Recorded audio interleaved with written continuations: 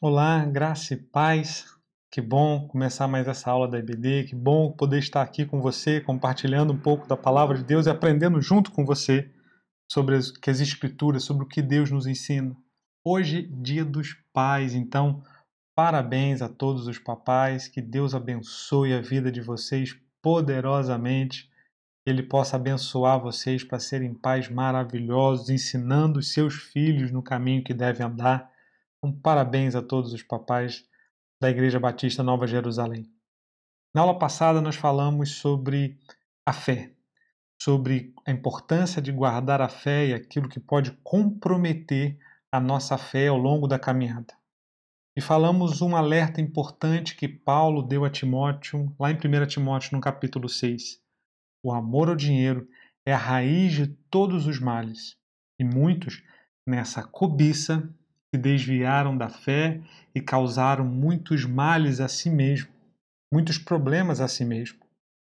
Sim, esse vídeo nós vamos falar de um assunto que a gente sabe que é polêmico, que a gente sabe que muitas vezes causa constrangimento, desconforto, dízimos e ofertas. Mas antes que você pense em desistir dessa aula, sair desse vídeo, eu quero te pedir para você ficar aqui. Eu vou tentar mostrar para você como o dinheiro tenta exercer domínio sobre a nossa vida. Se você está pensando, lá vem de novo a igreja falando sobre dinheiro, deve estar precisando, lá vem de novo essa apelação, tentando me fazer entender sobre isso, não desista desse vídeo. Eu quero te mostrar na Bíblia o princípio e o que é o nosso relacionamento como cristãos com as finanças. Não desista desse vídeo. E se você não é inscrito nesse canal, se inscreva, deixe o seu comentário, é muito importante para a gente fica muito feliz quando recebe um comentário, recebe alguma orientação, para saber se você está gostando, como que você está pensando, o que você está vendo dessas aulas, para a gente conseguir e continuar, a gente continuar produzindo e fazendo aulas que vão te abençoar e nos abençoar também. Bom, o alerta de Paulo, continuando essa aula, o alerta de Paulo ele vai um pouco além de dizer somente o amor ao dinheiro é a raiz de todos os males. Ele começa em 1 Timóteo, capítulo 6, versículo 8, dizendo algo muito importante, dizendo que se a gente tem o que vestir e o que comer, devíamos ser gratos por isso. E que muitos, ao perseguir a riqueza, ao perseguir o enriquecimento, acabam caindo em muitas tentações e laços que no final levam à ruína. E aí sim ele vai dizer: o amor ao dinheiro é a raiz de todos os males, de todos os problemas, e muitos nessa cobiça, ou seja, de buscar o dinheiro, de perseguir a riqueza, acabam caindo e desviando da fé, saindo da igreja, perdendo a salvação, desviando-se dos caminhos do Senhor e causam no caminho muitos problemas para si mesmo. Esse é o alerta que Paulo está dando. Na verdade, Jesus fala muito claramente sobre isso. Ele diz lá em Mateus 6,24: ninguém pode servir a dois senhores. Ninguém consegue servir a Deus e ao dinheiro, a Mamon. De fato, o dinheiro tenta exercer um domínio sobre a nossa vida, tenta roubar a nossa adoração, que deve ser para Deus, tenta roubar a nossa atenção, a nossa adoração exclusiva de Deus. O dinheiro tenta roubar isso. Há uma disputa, há uma constante disputa do dinheiro com Deus em nossa vida. Essa disputa é muito séria. Jesus, por exemplo, quando vai falar sobre uma questão importante, veja as aves do céu, elas não semeiam, não colhem, mas mesmo assim não têm fome. Veja os lírios do campo, não fiam, não tecem, mesmo assim se vestem de maneira mais excelente do que Salomão em toda a sua glória. É a mesma coisa que Paulo está falando lá em Timóteo. Se tem o que comer e o que vestir, devemos ser gratos. Tudo que é extra, tudo que é a mais do que isso, é bênção de Deus sobre a nossa vida e devemos ser gratos e saber administrar. Mas essa disputa do dinheiro, esse entendimento que Jesus coloca nesse ensinamento, não é algo que surgiu hoje, que temos vivido realmente tempos de extrema corrupção, de extrema ganância das pessoas. As pessoas têm buscado dinheiro de maneira corrupta, tentando enriquecer de qualquer jeito. Mas isso não é algo que acontece somente hoje. Isso é algo que remonta lá desde o tempo antigo e a gente consegue ver exemplo disso no Antigo Testamento. Se você for lá em Deuteronômio, no capítulo 32, aliás, você pode pausar esse vídeo agora, ler Deuteronômio capítulo 32 e 35, que você vai ver esse exemplo. O povo hebreu, o povo de Deus, tinha saído do Egito e saiu do Egito levando muito dinheiro que o próprio Deus abençoou eles. Deus amoleceu o coração dos egípcios para dar dinheiro, dar ouro, prata, pedras preciosas para os hebreus saírem. E esse mesmo dinheiro, no Êxodo capítulo 32, Moisés sobe ao monte, vai receber de Deus as tábuas da lei e Deus fala para Moisés: Moisés, desce depressa porque o povo já se desviou. Quando Moisés desce, ele encontra um bezerro de ouro feito pelo seu próprio irmão Arão. Ora, eles eram escravos. Como que eles conseguiram fazer um bezerro de ouro? Esse dinheiro que era a bênção de Deus na vida deles, a Bíblia fala que Arão tomou esse ouro dos brincos das mulheres e das meninas e fez esse bezerro de ouro, e o povo começou a adorar esse bezerro de ouro, com o dinheiro que Deus havia abençoado eles ao sair do Egito. Isso trouxe graves consequências, pessoas morreram, Moisés quebrou as tábuas da lei, Moisés teve que apelar a Deus por perdão do povo, e o povo foi amaldiçoado por esse ato. Mas quando você lê Êxodo capítulo 35, você vê o verdadeiro plano de Deus para isso. Quando eles saem do Egito com dinheiro, sendo abençoados pelo próprio Deus. Moisés sobe de novo ao monte para fazer as segundas tábuas da lei, e quando ele desce, apresenta as tábuas da lei, e Deus agora fala: Moisés, pede ao povo, aquele que quiser, que traga uma oferta de coração, que tenha vontade de ofertar, e traga a oferta de ouro, prata, pedras preciosas, tecido púrpura, carmesim, madeira de acácia. Traga essa oferta para ser construído o tabernáculo, para ser construída a tenda do encontro. E essa oferta que agora Moisés estava recebendo desse povo, em determinado momento Moisés teve que proibir o povo de entregar, de ofertar mais, porque já era o suficiente. E o povo ainda queria ofertar, ele teve que proibir. O resultado, lá no final, no último capítulo, nos últimos versículos de Êxodo, vai dizer que foi construída a tenda do encontro, que encheu da glória do Senhor, e Deus habitou no meio daquele povo. O mesmo dinheiro que Deus abençoou aquele povo quando saiu do Egito serviu tanto para a bênção quanto para a maldição. O que é interessante olhar, o que é interessante pensar a respeito disso, é que Deus abençoou eles. E Deus pediu de bom grado uma oferta, enquanto que Arão tomou esse ouro deles.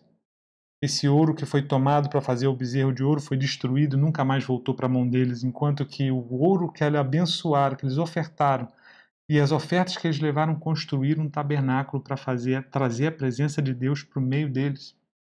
Deus te abençoa com suas finanças.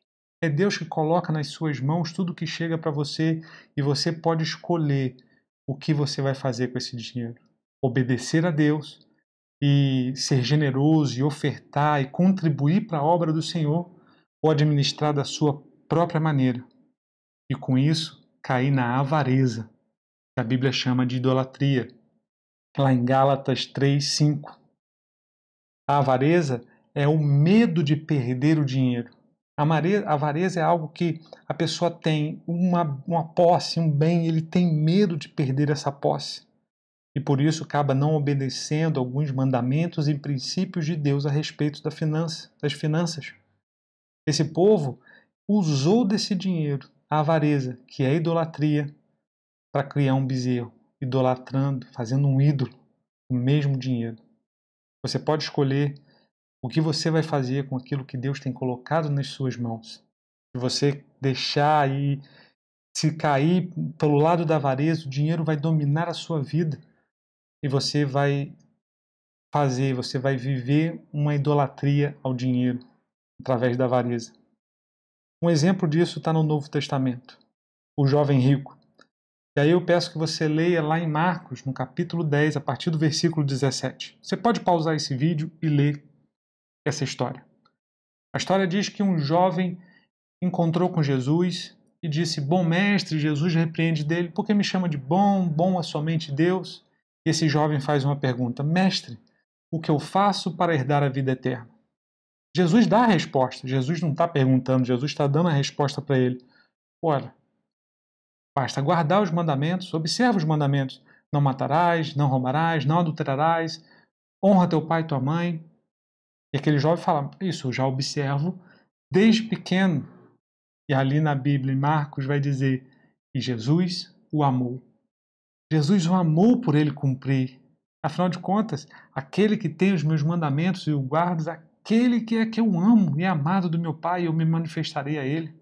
Jesus amou aquele jovem porque ele realmente guardava os mandamentos. É como se Jesus encontrou um jovem, encontrou alguém, um hebreu fiel que estava cumprindo os mandamentos, e para Jesus foi muito fácil. Ele diz: olha, então vende tudo o que você tem, dá aos pobres, faz para você um tesouro no céu e siga-me. A Bíblia fala que aquele jovem se entristeceu muito porque era proprietário de muitas posses. A avareza tomava o coração dele. A avareza, o medo de perder essas posses, o medo de perder esse dinheiro, fez com que ele se entristecesse. Mas deixa eu recontar essa história tentando trazer para um contexto mais atual. Por exemplo, eu, no meu trabalho, eu preciso frequentemente viajar para os Estados Unidos. E toda vez que eu tenho que ir para os Estados Unidos, eu preciso trocar real em dólar. Eu estou saindo da minha terra, o Brasil, onde o real, o dinheiro real é o que vale, e estou indo para uma outra terra, onde o dinheiro reinante, o dinheiro que vale lá é dólar. Eu preciso trocar, eu preciso converter a moeda. Tomando isso como exemplo, imagina agora que Jesus está olhando para esse jovem e esse jovem fala: eu realmente observo os mandamentos desde criança. Para Jesus então está fácil. Ora, você pode vir, você vai entrar no reino dos céus, você vai receber a vida eterna. Faz o seguinte, vende tudo o que você tem, dá aos pobres e você vai ter um dinheiro no céu. O que Jesus está falando é: converta o teu dinheiro num dinheiro que vale no céu.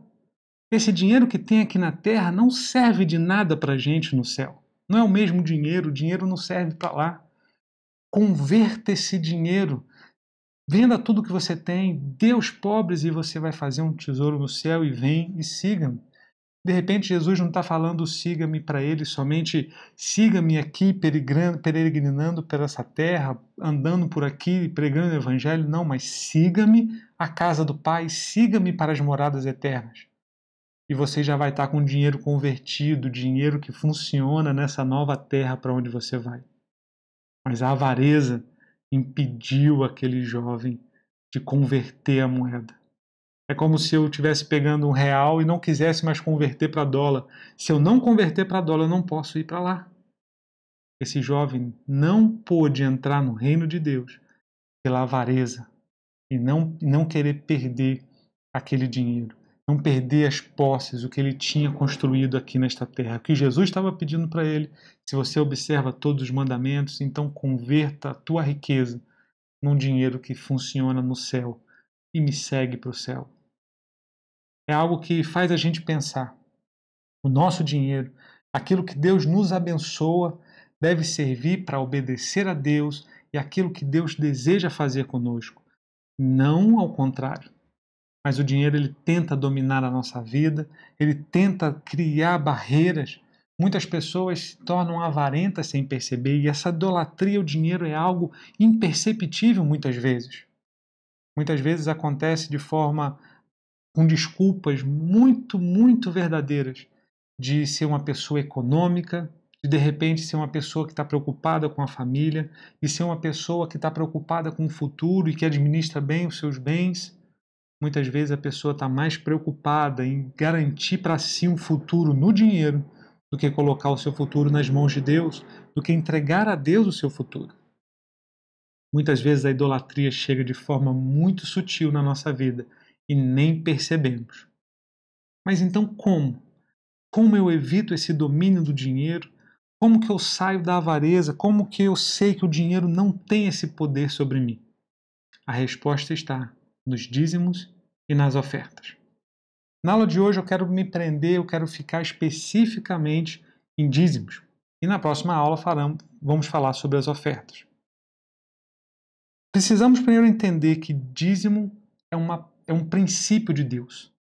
É algo que Deus criou especificamente para que nós pudéssemos obedecer como um princípio. Não é somente um mandamento, mas é algo que Ele criou como valor, como princípio que precisamos seguir.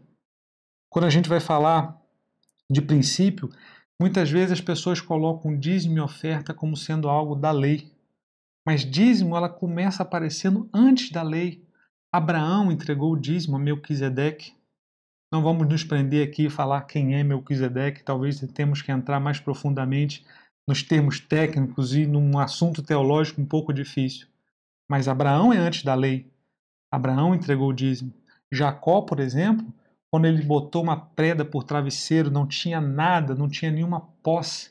Ele fez uma promessa para Deus quando teve um sonho vendo um anjo subindo e descendo em Betel, dizendo: Senhor, se eu for e retornar para minha casa em segurança, com certeza eu lhe darei o dízimo de tudo. Jacó entregou o dízimo. Jacó é antes da lei. Muitas vezes, quando as pessoas vão ensinar, e infelizmente, nesse tempo, ensinando de maneira errada, sobre dízimos e ofertas, eles vão falar sobre Malaquias, capítulo 3, versículos 6 a 10. Você conhece bem o texto, eu conheço bem o texto. Roubará por acaso o homem a Deus? Mas todo o povo me rouba nos dízimos e nas ofertas. O texto é muito bem conhecido, a explicação do texto é muito bem conhecida. O que acontece é que muitas pessoas resolveram ouvir as vozes que tentam dizer que dízimo era do tempo da lei. De fato, Malaquias escreveu para os hebreus no tempo da lei e ele realmente está falando de lei. Mas quando ele vai lá no capítulo 1 de Malaquias, você vai ver que Malaquias está falando sobre sacerdotes, sacerdotes inescrupulosos. Ele está falando contra esses sacerdotes. Sacerdotes corruptos, líderes corruptos que aceitavam suborno e aceitavam ofertas desagradáveis a Deus, que não eram permitidas. Isso, apesar de estar na lei, também entendemos que é um princípio. Alguém discorda que um sacerdote precisa ser íntegro, santo? Está na lei, mas também é um princípio. Em Malaquias, no capítulo 2, Malaquias vai falar que os homens estão no altar pranteando, chorando, pedindo resposta a Deus e Deus não responde, porque eles abandonaram a mulher da sua mocidade.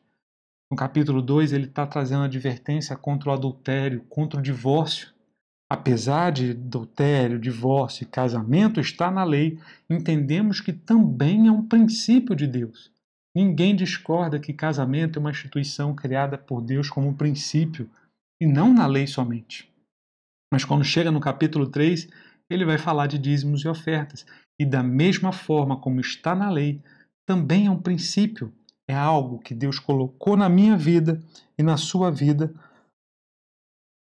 para nos abençoar, para seguirmos como princípio. É algo que precisamos seguir como mandamento. Não podemos dizer que era somente da lei, mas ela existe antes da lei, é um mandamento de Deus. Não vemos no Novo Testamento, por exemplo, falar especificamente sobre dízimos, mas também não vemos falar sobre guardar o domingo ou fazer o culto no domingo. Mas era assim que os apóstolos faziam e nós seguimos da mesma forma. Entendemos também que eles faziam e praticavam o dízimo ao observar como Paulo ensina, mas praticamos da mesma forma como praticamos o domingo, o dia da ceia sendo no domingo, praticamos também o dízimo como eles faziam. Muitas pessoas querem dizer que como o dízimo não está nas epístolas de Paulo, não está no Novo Testamento especificamente, não deve ser seguido, quando na verdade ele era seguido também pela igreja primitiva. Também não está escrito que o culto tem que ser no domingo e nós fazemos no domingo, porque é um princípio, é algo que aprendemos a praticar com aquela igreja. O próprio Jesus, ele não abandonou o dízimo, na verdade ele corroborou o dízimo, ele falou sobre o dízimo quando chama os fariseus e mestres da lei de hipócritas, que entregam o dízimo da hortelã, do endro e do cominho, mas esquecem o mais importante da lei, que é a misericórdia e a justiça. Deviam praticar essas, a misericórdia e a justiça, sem deixar de praticar aquelas, o dízimo. Entenda que Jesus colocou o dízimo também corroborado dentro dos seus mandamentos e dentro dos seus ensinos. Dízimo é um princípio, é algo que precisamos seguir como obediência. Mas afinal de contas, o que é o dízimo? O nome já diz bem claramente. Dízimo é 10% daquilo que chega às tuas mãos, daquilo que você ganha, daquilo que você recebe. Todo ganho que chegar na sua mão, qualquer ganho financeiro que chegar na sua mão, é um princípio de Deus que você devolva o dízimo. Dízimo a gente não paga porque não é algo que é cobrado. Dízimo a gente devolve porque pertence a Deus. É algo que nós entregamos para Deus porque pertence a Ele. E o dízimo não é qualquer 10%. São os primeiros 10% que chegam na sua mão. Não é o que sobra, não é o que fica para depois. Dízimo não é algo que você precisa se administrar como algo a fazer na sua mão como uma despesa. Afinal de contas, ele é algo que precisa ser devolvido. Você precisa administrar isso de maneira correta. São os primeiros 10%. Quem deve entregar o dízimo? A quem se destina o dízimo? Todos os cristãos, eu e você, todos que se converteram. Aliás, você jovem, se você não trabalha, se você não tem um salário, mas recebe uma mesada, uma cadeirada do seu pai, da sua mãe, ou por semana, eu lembro que quando eu era jovem também meu pai me dava um dinheirinho toda semana. Se você observar desde já o dízimo, eu tenho certeza que você será muito abençoado na sua vida. E se você está pensando já em começar a pensar em namorar, em casar no futuro, tenho certeza que isso será bênção para a sua vida e se reverterá em bênção para você. Porque você já desde agora observa o dízimo. E sendo fiel no pouco, Deus vai te colocar no muito. Onde eu devo entregar o dízimo? Para quem eu devo entregar o dízimo? O dízimo deve ser entregue na igreja, na congregação, na igreja da qual você faz parte. O dízimo não é para eu administrar. Não é algo que eu possa fazer o que eu quero com o dízimo, mas eu devo entregar na igreja e aquela comunidade de fé deve administrar aquele dízimo. Também eu não posso entregar o dízimo de vários locais, em cada semana, cada mês eu resolvo entregar o dízimo em algum lugar diferente. Não, é na comunidade que você faz parte, da qual você é membro, da qual você é abençoado por aqueles pastores, é o aprisco da qual você faz parte.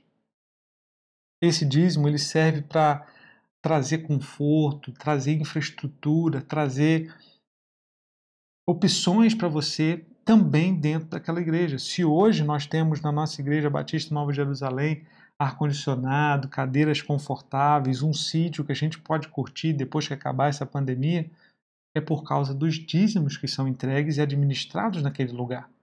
Um dízimo é na igreja que você faz parte. Se você não faz parte de alguma igreja, eu te aconselho que você rapidamente se conserte, que você faça parte de um aprisco, esteja debaixo da liderança de um pastor e você comece a contribuir, entregar o seu dízimo nesse lugar. E como que eu devo entregar o dízimo? Na nossa igreja nós temos a prática de entregar o dízimo no envelope, mas você também pode fazer isso através de transferência bancária, do PicPay, que é o novo aplicativo que a gente já está usando. Você pode fazer isso por cartão de débito lá na igreja, por cartão de crédito. Não aconselho muito por cartão de crédito. Só se você tiver uma boa, eu falo realmente uma boa administração financeira na sua casa. Fora isso, eu não aconselho você usar cartão de crédito. Mas se você tiver uma boa administração, por que não? Se você preferir, você quiser, você pode procurar os pastores, pode procurar o seu líder de PG, os diáconos e combinar um dia de levar o seu dízimo lá, se assim você preferir. Você tem que entregar o seu dízimo de maneira como que você recebe. Se você recebe mensal, você entrega de maneira mensal. Se você recebe semanal, de maneira semanal. Ou se você não tem datas certas para receber o seu dízimo, para receber o seu pagamento, os seus rendimentos, você é um profissional liberal e de vez em quando você recebe numa semana, depois você recebe só no outro mês ou algumas semanas depois, você deve entregar o seu dízimo sempre que chegar o recurso financeiro na sua mão e seus primeiros 10% que você devolve para Deus. É um princípio. O princípio vem de um princípio, já diz o nome. E como que você deve entregar esse dízimo?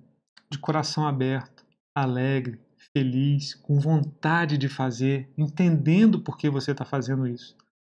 Não é porque você não deve entregar seu dízimo de coração fechado, triste, querendo impressionar alguém, querendo se mostrar para os pastores que você realmente é um dizimista fiel, mas entendendo a prática e por que você está fazendo dessa forma, de maneira alegre, de maneira feliz. Jesus, por exemplo, estava sentado na frente da igreja, olhando como as pessoas entregavam os seus dízimos. E vinham algumas trazendo grande soma de dinheiro, grande conteúdo, valores que impressionavam os discípulos. Até que veio uma viúva e entregou lá 2 moedinhas. Jesus chega para os seus discípulos e fala: essa entregou muito mais do que todos os outros. Ele fala, na verdade, como se ela tivesse... Pega todo o dinheiro que todos os outros deixaram aqui. Essa entregou muito mais. Maior foi o dízimo dela do que de todos os outros, porque ele não estava observando o valor, mas o como. Ela deve ter feito isso de coração grato, de coração alegre, com a motivação correta. Como que você deve entregar o dízimo? Alegre, feliz, entendendo por que está fazendo isso. Com a motivação certa. E aí vem a última pergunta. Por que eu tenho que entregar o dízimo? Por que eu devo entregar o meu dízimo? Muita gente acaba ensinando que eu preciso entregar o meu dízimo porque Deus vai me abençoar 30, 60, 100 vezes mais. E sim, Deus pode fazer isso. Mas não é esse o motivo que faz a gente entregar o dízimo. Não é por causa disso. Se for por causa disso, sinto te dizer que você está esperando que Deus te devolva muitas vezes mais. Sinto te dizer, talvez você precisa rever o seu relacionamento com as finanças, o seu relacionamento com o dinheiro, ele pode estar te dominando. O dízimo não estou entregando com a intenção de obter lucro. Eu não posso entregar um dízimo esperando que Deus vai me devolver muito mais. Eu não posso entregar o dízimo querendo tirar uma vantagem, porque senão eu estou querendo fazer um investimento. E não é um investimento, é devolvendo para Deus o que pertence a Ele. Se Ele assim quiser e desejar e achar que eu mereço e que eu administro bem, Ele vai me devolver 100, 200, 1000 vezes mais. Mas não é esse o motivo, não é essa a motivação que eu devo entregar o meu dízimo. Também não devo entregar meu dízimo porque eu sou obrigado. Ninguém está te obrigando a entregar o dízimo. Aliás, essa era uma obrigação que acontecia na lei. Quando as pessoas tiram o dízimo dentro da lei, faz muito sentido, porque na lei era uma obrigação. A pessoa podia ter ou não ter, querer ou não querer entregar o dízimo, ela era obrigada a entregar o dízimo. A lei dava esse peso, dava essa obrigação, mas nós estamos no tempo da graça e precisamos entender o princípio disso. E não entregar o dízimo porque somos obrigados, ou porque alguém te constrangeu a fazer isso. Aliás, se alguém te constrange a fazer isso, e eu já vi isso acontecer, está sendo feito da maneira errada. Você não tem que entregar o seu dízimo porque é obrigado, mas porque você quer, porque você entende que você faz isso com alegria. Esse é o motivo pelo qual você entrega o dízimo. Você entrega o dízimo por amor que você tem a Jesus. Ele te amou, Ele te abençoou, Ele te comprou, Ele te deu a salvação que não tem nenhum preço, nada consegue comprar isso. E o que você faz? Porque primeiro Ele te amou, você o ama de volta, o adorando com os teus dízimos, devolvendo para a casa de Deus os teus dízimos, para que você tenha uma vida abençoada por Jesus. Não abençoada trocando, você não está comprando uma bênção com o seu dízimo, mas abençoada, porque você entendeu o amor de Jesus. E nessa cobiça, você não vai se desviar da sua fé. A cobiça de buscar o amor, a cobiça de querer relacionamento com Jesus e não dinheiro. Porque a cobiça pelo dinheiro leva muitos a desviarem da sua fé e causarem males para si mesmo. Esse é o princípio do dízimo, algo que nasceu antes da lei e que está presente também nos dias de hoje. E entendemos como um princípio de amor que nós devemos a Jesus e por isso nós entregamos o dízimo. Meu convite para você é que, se você não é um dizimista, que você não consiga administrar as suas finanças, talvez você tenta administrar suas finanças e fale assim: não, mas não sobra para entregar o dízimo. Mas o dízimo não é sobra, o dízimo é o primeiro. Se você faz as tuas contas, se você faz a tua administração, prevê os teus gastos contando com 100% do que você recebe, você já está fazendo errado, você tem que contar com 90%, porque Deus vai ficar com os 10% se você for fiel.